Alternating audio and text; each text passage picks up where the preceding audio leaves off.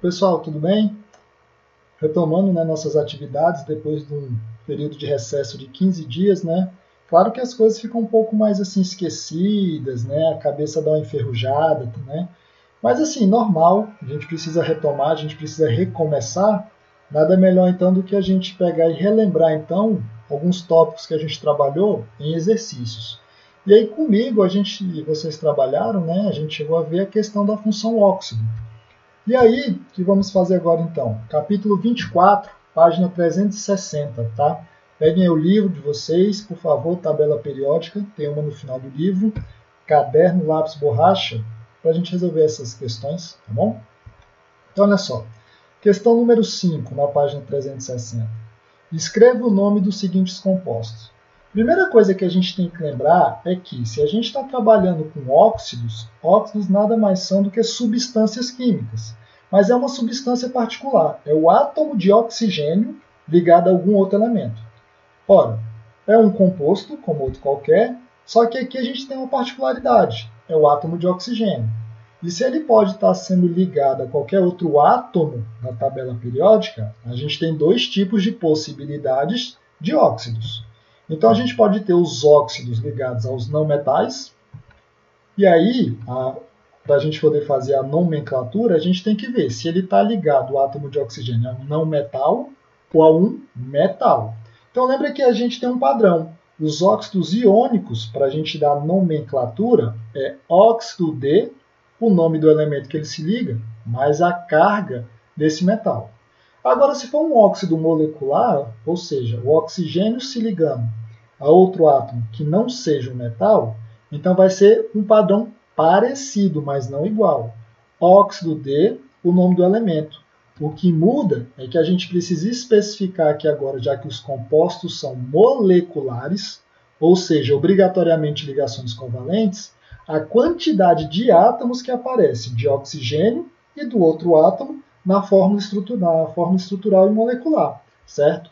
Então, olha só, primeiro ponto de partida é reconhecer o tipo de ligação química que está sendo formada, se é uma ligação iônica ou se é uma ligação covalente. Olhando ali, por exemplo, no item A, Li2O. Olha, olhando aqui na tabela, o lítio é um metal alcalino, família 1, então a gente usa a regra dos óxidos iônicos.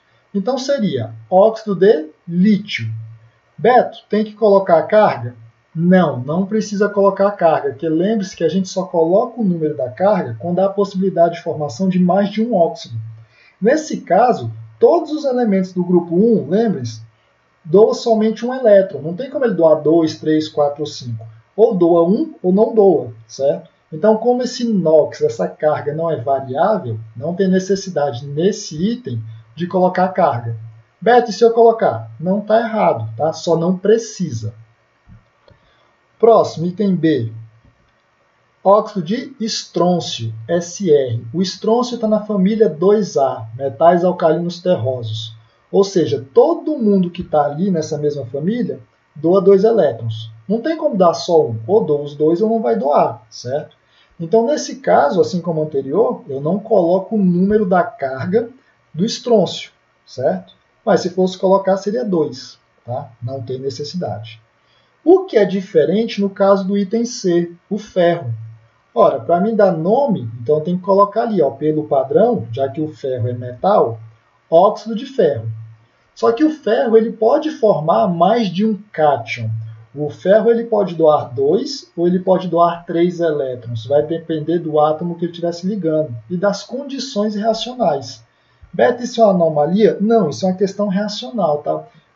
Dá para evidenciar isso muito na questão do nosso sangue. Quando a gente se corta, o sangue está bem fluido, bem líquidozinho, aquela cor viva, né? Ali é o átomo de ferro, ele está numa oxidação que ele transporta o oxigênio, certo? 2+. Quando ele passa para 3+, que é o sangue vai ficando preto, forma aquela casquinha. Então, daí ele perde a capacidade de transportar o oxigênio. Então, ou seja, vai depender do meio em que ele está, certo? Isso não é um defeito, não é um problema, tá? Na reação química. Beto, a gente tem como saber isso? Ou vai ser informado no enunciado para vocês, ou vai ter alguma outra informação a respeito disso. Nesse caso aqui, olha só, óxido de ferro. Na dúvida, como é que a gente faz? Lembra que, quando a gente estudou os compostos iônicos, eu mostrei para vocês que dá a fórmula, certo? A fórmula do composto iônico, ela não vinha das cargas que eram formadas? Aqui a gente faz o processo inverso. A gente não escreve primeiro o átomo positivo, depois o negativo? Subindo cruzado as cargas, então, né? No caso aqui os coeficientes, eu tenho que o ferro ele forma 3+, é o cátion, e o oxigênio 2-. Então seria o óxido de ferro 3, que é o NOx que o átomo de ferro tem nesse composto. Mas lembra que na aula de óxidos eu mostrei para vocês uma forma diferente, mas também correta de calcular o NOx, tanto para composto iônico e composto molecular? É isso que a gente vai começar a utilizar agora. Porque essa técnicazinha que eu mostrei para vocês, ela só é válida quando a gente só tem 2 átomos diferentes, oxigênio mais 1. E quando a gente tiver mais átomos envolvidos, fica muito difícil fazer essa análise, tá? Então a gente utiliza essa ferramenta. Lembra que eu mostrei para vocês? Eu coloco aqui, eu separo os átomos, dou um espaçozinho ali entre o átomo de ferro e de oxigênio, separo eles ali. Lembra que na primeira linha a gente vai calcular o NOx de cada átomo isolado que forma o composto.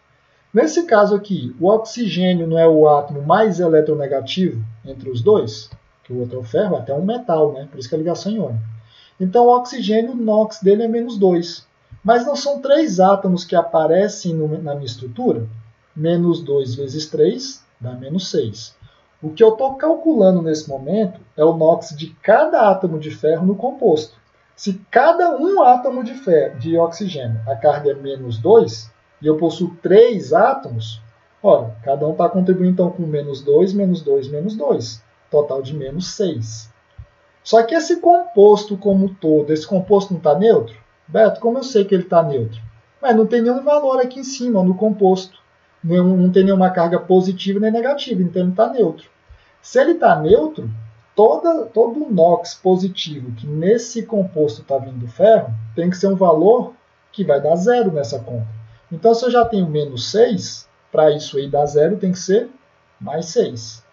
Mas mais 6 é para a quantidade total de átomos de ferro. Eu tenho 2 átomos na minha estrutura. Então, eu divido esse NOx por 2.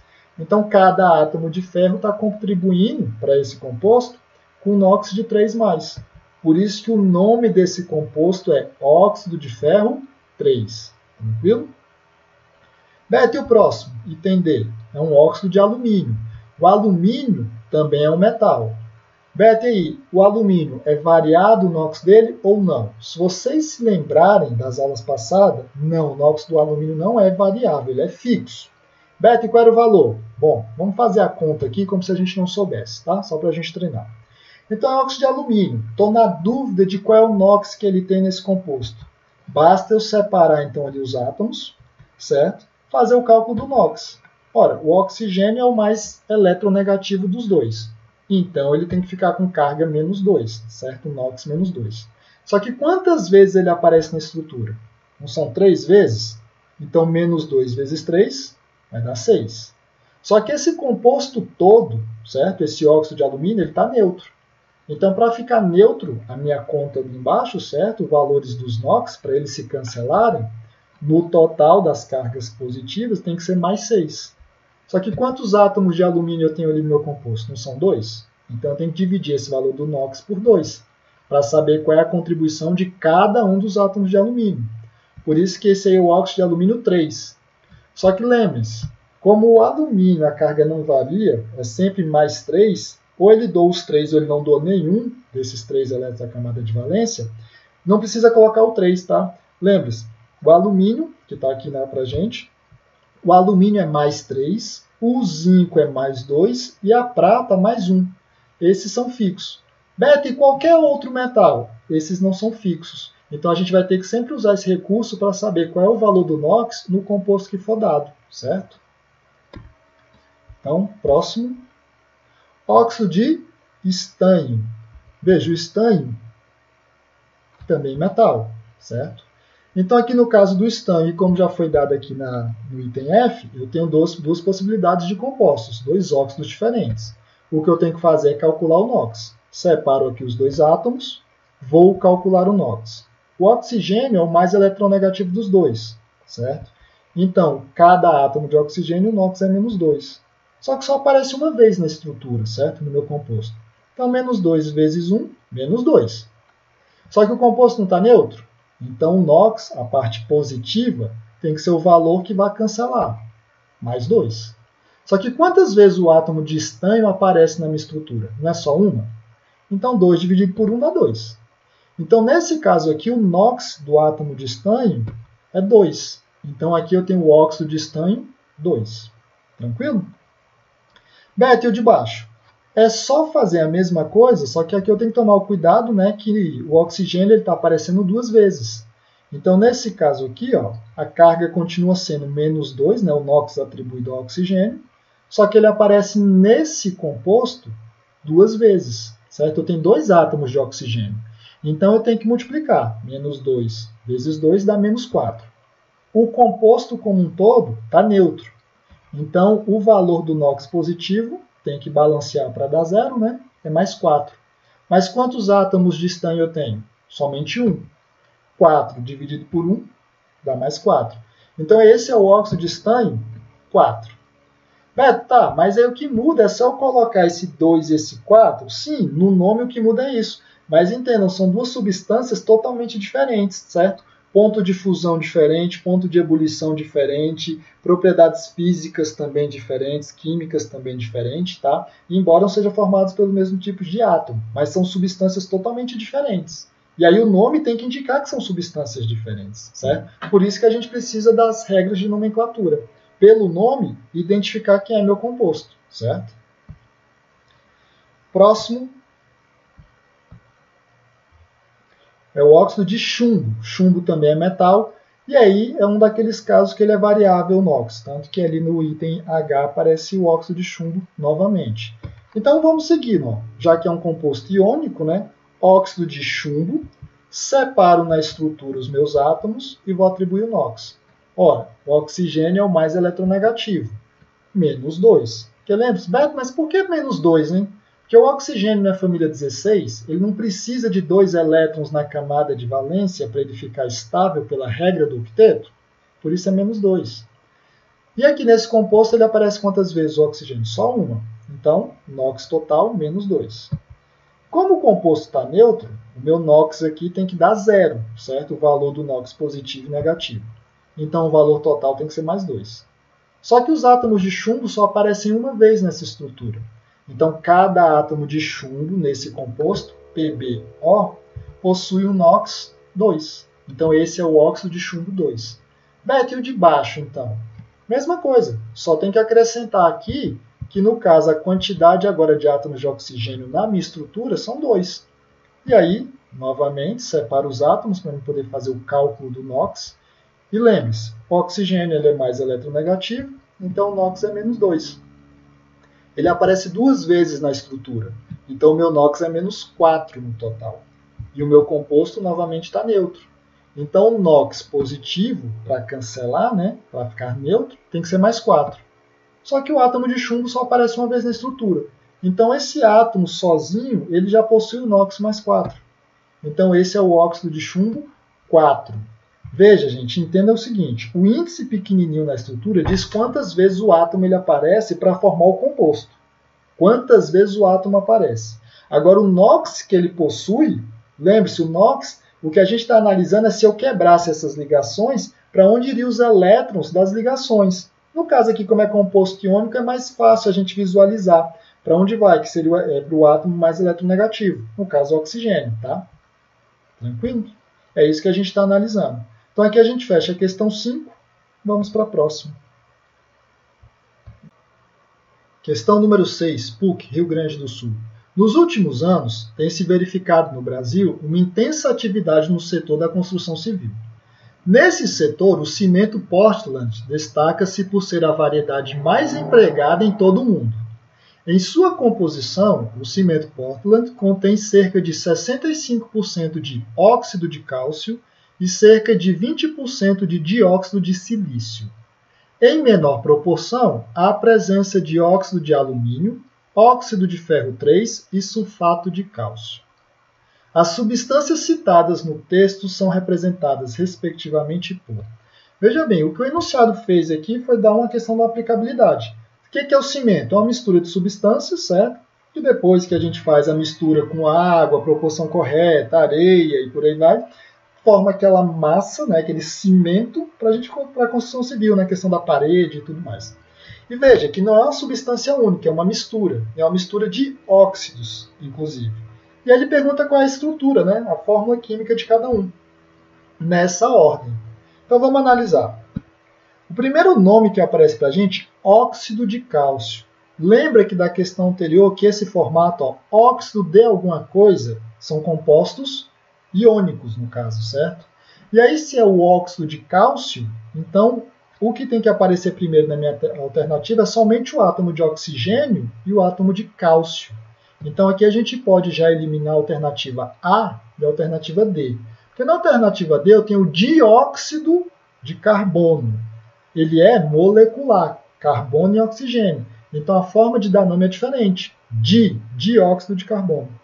Mete na alternativa A, porque ali eu tenho carbonato de cálcio. Ali nem óxido não é, tá, gente? Ali é um sal. Próximo composto, dióxido de silício. Tá vendo o di ali na frente? Significa que esse meu óxido, ele é um óxido molecular, ligação covalente, e que o oxigênio aparece 2 vezes na estrutura. Por isso eu posso cancelar aqui, certo? Desconsiderar a alternativa B, que ali, ó, o óxido de silício, o oxigênio está aparecendo 3 vezes. Então, por isso que eu já descarto a alternativa B.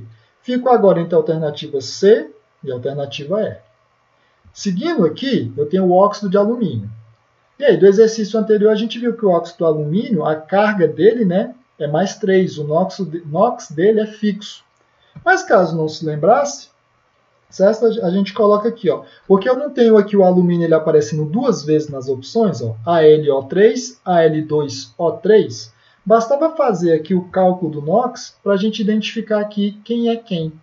E pegando aqui da alternativa C, ó, AlO3, oxigênio é o átomo mais eletronegativo, NOx menos 2, só que ele aparece 3 vezes nessa estrutura dada.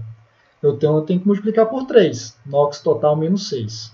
Como esse composto está neutro, o NOx positivo tem que ser o valor que vai balancear isso aí para dar 0, certo? Então o total tem que ser mais 6. Mas quantas vezes o átomo de alumínio está aparecendo aqui? Não é só mais uma? Então 6 dividido por 1. O NOx aqui do alumínio é mais 6. Agora olha só, vê se faz muito sentido, caso a gente não lembrasse que o NOx do alumínio é fixo e é mais 3. Veja, a gente está analisando aqui um metal, alumínio é metal, e que ele está com a carga efetiva, né, porque ele é metal, ele doa elétron. Veja, se ele está doando 6 elétrons, não seria mais viável ele ganhar 2 para ficar com 8 pela regra do octeto? Doar 6 é muito absurdo isso aqui para um metal. Senão ele não seria nem metal. Então aqui já daria para a gente desconsiderar o item C, certo? Mas fazendo aqui para o outro composto, aqui da alternativa E, Al2O3, para a gente treinar também, veja, o oxigênio novamente, né, não mudou os átomos, somente a quantidade. O oxigênio é o mais eletronegativo, NOx menos 2. Aparece 3 vezes na estrutura, NOx total menos 6. O composto está neutro, então a parte positiva é mais 6.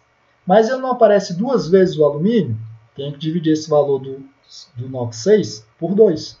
Então o NOx aqui é mais 3. Veja, para um metal, certo? Ele está doando 3 elétrons, é muito viável, né? Para ele poder ficar estável pela regra do octeto. Do que ele ter que doar 6. Seria mais fácil ele ganhar 2. Lembra? Ligação química. Então aqui a gente observa que a alternativa correta realmente tem que ser a alternativa E. Tranquilo? Item 7. A figura ao lado traz um modelo de estrutura microscópica de determinada substância no estado sólido, estendendo-se pelas 3 dimensões no espaço. Nesse modelo, cada esfera representa um átomo e cada bastão uma ligação química entre 2 átomos. A substância representada por esse modelo tridimensional pode ser, 2 pontos, FUVEST São Paulo. É um dos vestibulares mais tradicionais que nós temos e assim um dos mais difíceis. Mas veja que essa questão, embora ela seja de química, na verdade aqui ela é uma questão somente de português, é somente de leitura e interpretação da figura. Quer ver? Presta atenção aqui. Ele já informou que cada átomo, né, cada cor representa um átomo diferente. Mas olha aqui as informações. Ele fala que o bastão representa uma ligação química entre dois átomos. Ora, então, logicamente, pela representação dada, isso aí só pode ser uma ligação covalente. Porque ligação iônica tem as cargas. Eu não tenho o bastão separando os átomos. Eu tenho uma carga positiva encostada numa carga negativa. Então, ali eu tenho uma representação de ligações covalentes. Só por aqui, então, eu já posso desconsiderar a alternativa C, que é o cloreto de sódio. Ué, sódio, metal, cloro é um metal. A ligação ali é iônica. Então, não pode ser a alternativa C. Zinco, só tem átomo de zinco e zinco é metal. Então, a ligação entre os átomos de zinco é uma ligação metálica. E, adicionalmente, não são somente dois átomos diferentes entre si que aparecem nessa minha estrutura? Então, não poderia ser o zinco, porque o zinco é só um átomo que aparece ali. O diamante também não poderia ser, porque é só um átomo de carbono. O que caracteriza o diamante são vários átomos de carbono ligados entre si por ligações covalentes. Um único tipo de átomo. Aqui no meu desenho eu tenho dois átomos diferentes, eu tenho duas cores diferentes. E pelo mesmo princípio, né, eu vou também desconsiderar a alternativa E. Porque na alternativa E, eu teria que ter três átomos diferentes se ligando entre si. Carbono, hidrogênio e oxigênio. Eu não tenho uma terceira cor de átomo aqui no meu desenho. Então, a alternativa só pode ser a alternativa A. Então, veja, de química mesmo assim, analisando friamente, não tinha muito na questão. Era mais a questão da atenção e reconhecer aqui que era o modelo de Dalton, certo? E o tipo de ligação química. Não é uma questão muito complicada não, tá? Mas é questão da atenção do aluno. Já que é prova de vestibular, né? Questão 8. O dióxido de zircônio se assemelha ao diamante, uma forma alotrópica do carbono, podendo substituí-lo na confecção de joias de baixo custo. Escreva a fórmula química do dióxido de zircônio, classifique o tipo de ligação interatômica dessa substância e nomeie um dos outros alótropos do carbono. Beto, eu parei aí porque eu não lembro o que era alotropia. Veja, o que é que diferencia o diamante do grafite? Ambos são formados só por átomos de carbono. O que muda é a forma como essa ligação covalente está sendo feita. Mas a constituição, átomo de carbono. Então é isso que a gente chama de alotropia. Substâncias diferentes formadas pelo mesmo tipo de átomo. A questão do oxigênio que a gente respira e do ozônio na camada de ozônio. Duas substâncias diferentes, com propriedades totalmente diferentes, mas formada pelo mesmo tipo de átomo, átomo de oxigênio. Isso a gente dá o nome de alotropia. Substâncias diferentes formadas pelo mesmo tipo de átomo. Aí a gente dá esse nome, alotropia. Certo, mas o que ele pediu mesmo aqui, que eu já me perdi? Ele pegou e deu um composto aqui para a gente, o dióxido de zircônio. Classifique o tipo de ligação interatômica dessa substância. Mas olha na nomenclatura o que ele colocou ali para a gente. Ele já não colocou um di ali na frente? Esse di não indica dois átomos de oxigênio ligados ao átomo de zircônio?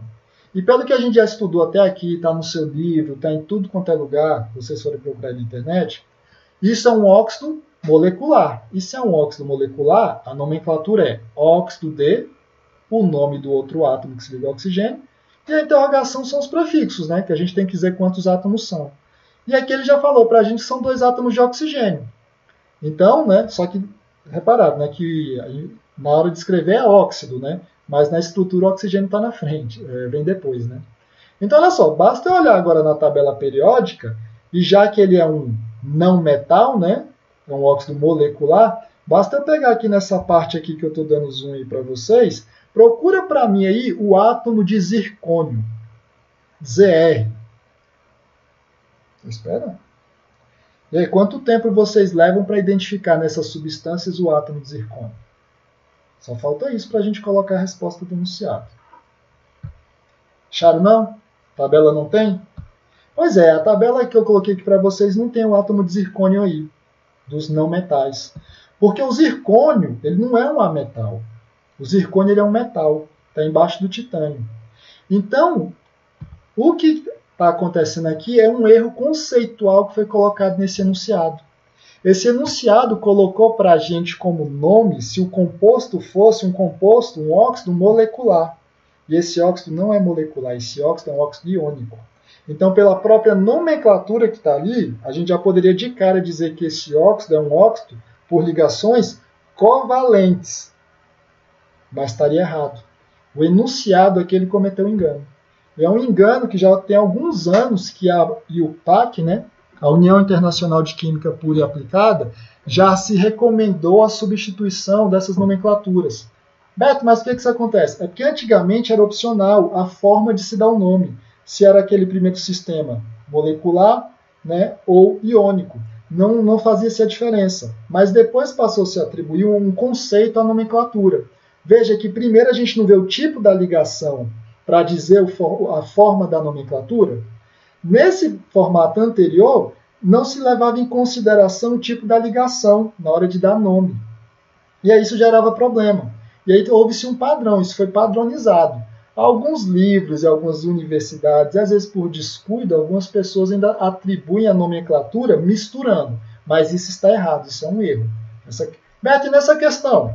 Bom, essa questão seria anulada se ela caísse hoje na prova. Pelo menos se eu tivesse conhecimento, vocês fizessem me falassem, a gente redigiria um recurso. E por que o recurso? Porque, veja bem, primeiro que dióxido de zircônio está errado, porque não é um composto molecular, é um composto iônico. E aí, se ele é um composto iônico, a fórmula realmente é ZrO2. Mas o nome dele seria isso aqui, ó, óxido de zircônio 4. Beto, por que 4? É simples. Eu não separo os átomos para me ver o NOx? O oxigênio não é o átomo mais eletronegativo? E aí, se ele é o átomo mais eletronegativo, o NOx dele não é menos 2? Ele não aparece duas vezes na estrutura, porque ele já deu até o nome lá no enunciado, erroneamente. Então, seria menos 4 NOx. Meu composto está neutro. Então, o NOx positivo tem que ser mais 4. E o zircônio, ele aparece quantas vezes na estrutura? Não é só uma? Então, o NOx deles já é mais 4. Então, tá vendo que é daqui que eu tenho que o nome do composto que deveria ter sido dado lá em cima no enunciado deveria ser o seguinte, óxido de zircônio 4. E aí ele ia te pedir a estrutura, ZrO2. Mas caso vocês ficassem confusos e quisessem, né, ainda testar um outro composto do zircônio, seria o monóxido de zircônio, entre aspas, né? E aí a gente faria o seguinte, oxigênio menos 2, aparece só uma vez, menos 2 o NOx. Está neutro, NOx mais 2, dividido por 1, óxido de zircônio 2. Só que olha só, aqui a gente teria no papel a possibilidade de duas estruturas. Só que o zircônio ele só aparece na natureza com um único óxido, tá? Que é o óxido de zircônio 4. Então o nome atual, de alguns bons anos, tá? Dessa substância, não é um ou outro nome. Não, é óxido de zircônio 4. Dióxido de zircônio está errado, certo? Já está errado porque o nome estaria indicando que a ligação é covalente, não é, ela é iônica, tá? Tranquilo? Para a gente finalizar, um grande avanço químico revolucionou a produção de sabões. Em 1791, Nicolas Leblanc concluiu o desenvolvimento do método de síntese da barrilha, Na2CO3, carbonato de sódio, tá? A partir da salmoura. Salmoura é água com muito sal de cozinha, cloreto de sódio. A gente chama de salmoura, tá? Essa síntese se processa em duas etapas. Primeira etapa, o sal, né, que é da salmoura, o sal de cozinha, em contato com ácido sulfúrico, fornece o sulfato de sódio mais um outro produto, que é o ácido clorídrico. Na segunda etapa, ó, esse produto formado, esse sulfato de sódio, reage com carbonato de cálcio, mais carbono, e aí ele fornece três substâncias, três produtos. Carbonato de sódio, sulfato de cálcio e o dióxido de carbono, certo? Desculpa, é sulfeto de cálcio, tá? Sulfato não, sulfeto. Na etapa 2 do processo, os produtos obtidos pertencem respectivamente às funções inorgânicas. 2 pontos.